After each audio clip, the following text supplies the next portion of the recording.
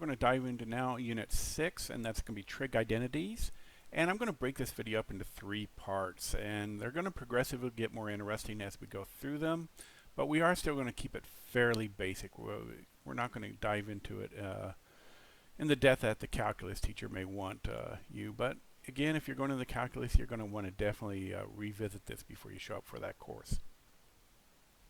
Okay, so let's go ahead and get going. So trig identities, what are they? They're just formulas that help us manipulate these trig expressions, simplify them, and move things around. Basically, it's like using a bunch of algebra. And you're thinking, why? Well, when you work in some complex calculus formulas, you're going to find them to be incredibly helpful, and it'll help you understand things like the beauty of Euler's expressions or formulas as well.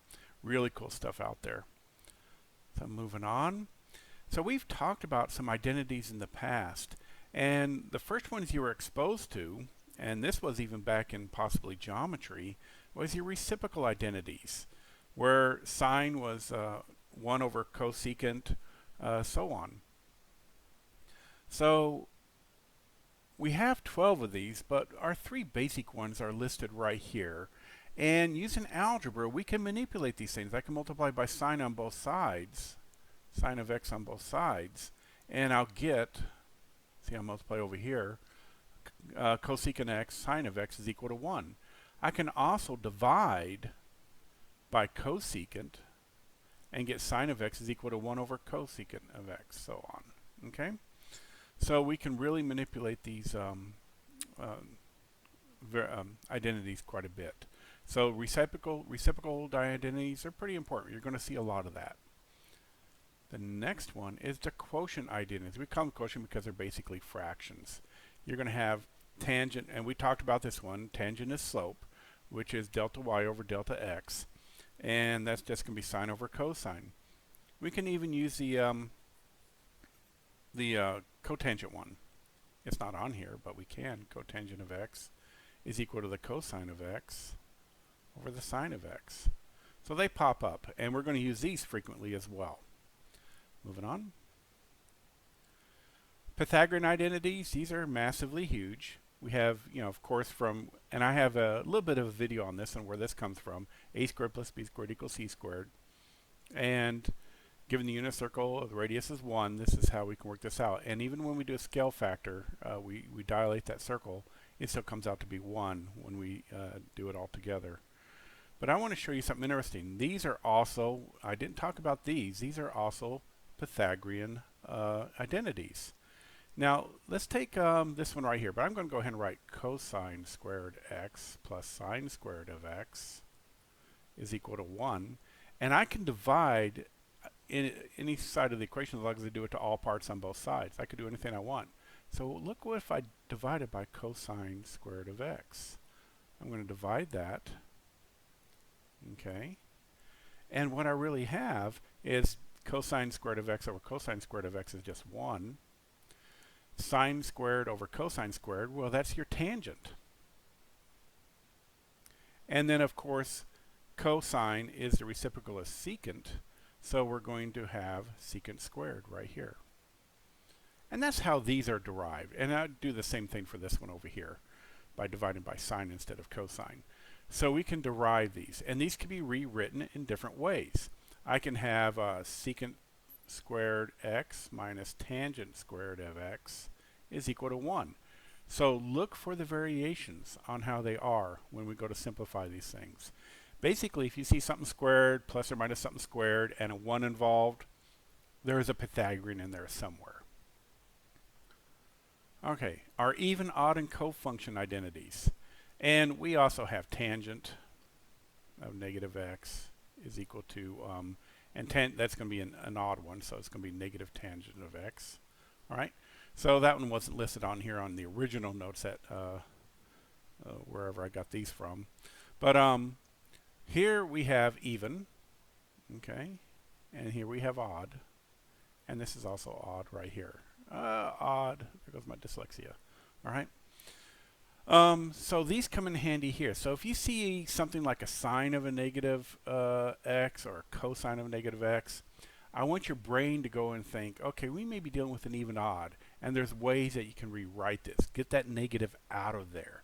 You don't want to keep the negative inside the parentheses. Get it out. Cofunctions. Now remember, cosine is literally the translation of the complement of sine, and it goes back to how your right triangles are. And we have angle 1 and angle 2. They're going to be complementary of each other. And if we did things in radians, this 90 degree would be pi over 2 because that's 90 degrees. And these two would have to add up to equal to another pi over 2. Okay? Because pi is 180 degrees. So when you look at this, the cosine of pi over 2 minus x is equal to the sine of x, and so on. So these will pop up, but not so much on your homework assignment for today or tomorrow. All right? Moving on.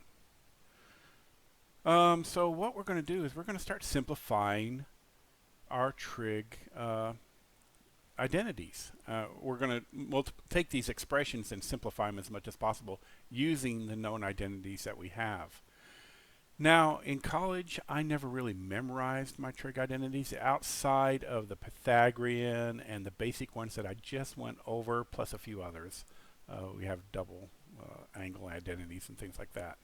I always derive stuff. I can never memorize it because in calculus, there's a ton of stuff, but if you could derive them, it's not a big deal. So when I look at this, I go, okay, now what do I do? My job is an exercise, just an algebraic exercise. The whole point is to learn how to manipulate things. I want it to write in one trig function. Now sometimes that can equal to a 1, sometimes it can equal to 1 plus something, all right? So we just want to get it down to one simple trig function. When I don't know what to do with something, I sometimes go to the back of the basics and write everything as a sine cosine. Not tangent, because tangent can be sine over cosine. So that's exactly what I'm going to do. I'm going to rewrite this. So using my reciprocal identity, secant is nothing more than 1 over cosine. And then I'm going to leave it as cosine over here. Now multiply straight across and you get cosine of x over cosine of x. And that's equal to 1. And that is as simple as we're going to get it. So review. When I don't know what to do, and I'm going, good grief, have no idea what direction to go, I just convert everything to sine and cosine. Everything can be converted to sine and cosine. All right? So that's your first example. So here we have cotangent squared x minus cosecant x. I'm thinking, okay, there's got to be Pythagorean in there somewhere. There might not be, but there might be. Actually, I think for this one, not necessarily so. I don't know what to do. So what I'll probably do is convert everything to sine and cosine. Well, cotangent is 1 over tangent. So this is nothing more than cosine over sine. Okay, so that's what I'm going to write. Cosine squared x over sine squared of x minus, and cosecant is the reciprocal of sine. Sine squared of x. You may want to pause and think about this. Make sure you're watching these with a scratch sheet of paper, please. Well, what is this and this? We have common denominator. So I'm going to put this all into one fraction. Cosine squared of x minus 1 over sine squared of x. Well, this should look awfully familiar to you. Okay? This is a Pythagorean identity.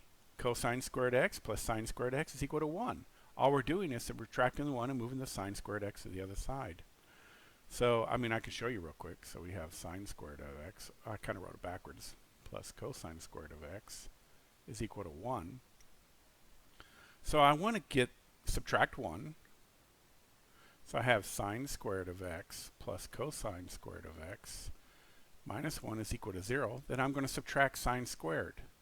So I have cosine squared of x minus 1 is equal to negative sine squared of x. Well, I'm going to take this right here and replace it with this right here. And that's what I'm going to have. I'm going to have negative sine squared of x over sine squared of x. Well, guess what? That's just negative 1. Okay, moving on. And what you really want to do is get a blank sheet of paper, pause this, go back, rewind it, and actually work it, even though you know what the answer is.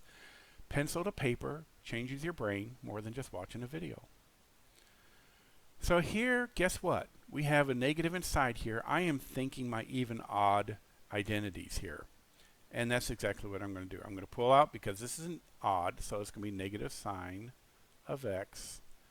This is an even, so this is just cosine of x. And sine over cosine is tangent, so guess what? Negative tangent of x. That was kind of an easy one.